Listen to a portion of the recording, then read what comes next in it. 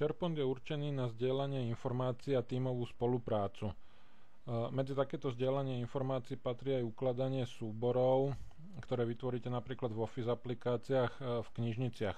Knižnice sa následne zobrazujú na paneli rýchleho spustenia na ľavej strane. Ak potrebujete vytvoriť novú knižnicu, záleží to od vašich prístupových práv, pomocou ktorých budete mať zobrazenú možnosť akcie lokality. Kliknutím na túto položku sa zobrazia ponuky, z ktorých si môžete vybrať, čo chcete vytvoriť. My chceme vytvárať novú knižnicu dokumentov, tak jednoducho kliknete na nová knižnica dokumentov. Po chvíli sa zobrazí okno vytvorenia knižnice, kde v hornej časti zadajte názov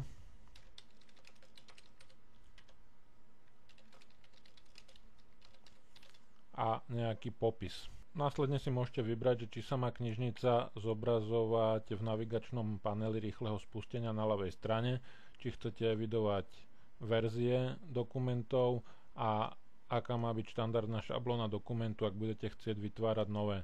Na výber ich je niekoľko, necháme štandardný Word. Kliknutím na tlačidlo vytvoriť sa po chvíli vytvorí nová knižnica. Vytvorená knižnica zobrazí v hornej časti zobrazený pás s nástrojmi knižnica, kde je možné pracovať s rôznymi možnosťami zobrazenia, spravovanie zobrazenia, zdieľanie, sledovania a ďalšie nastavenia.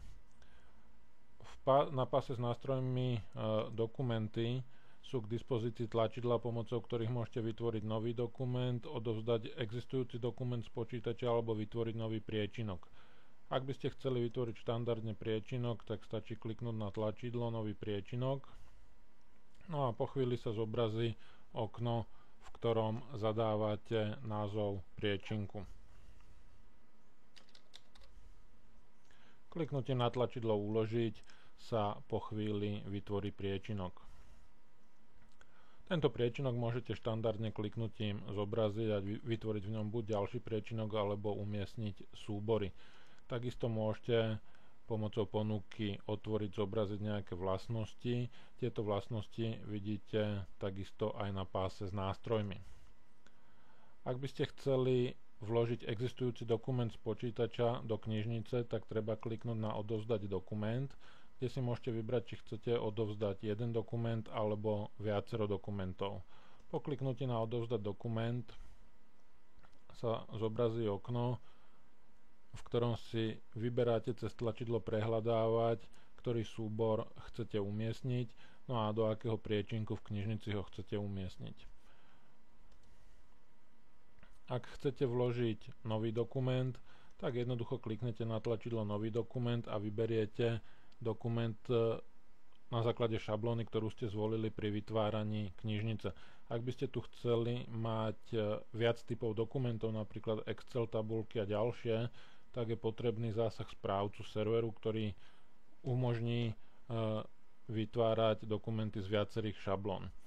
Po kliknutí na nový dokument sa zobrazí informácia o tom, že niektoré súbory môžu poškodiť počítač, keďže sa otvárajú z intranetu. Je to štandardné, aj keby ste otvárali z internetu, sa podobné upozornenie zobrazí. Kliknutím na tlačidlo OK sa po chvíli zobrazí Word. Následne v zobrazenom Worde si môžete všimnúť dolu v stavovom riadku, že sa zobrazuje kontaktovanie intranetového serveru a konkrétneho priečinku. No a následne môžete napísať nejaký dokument.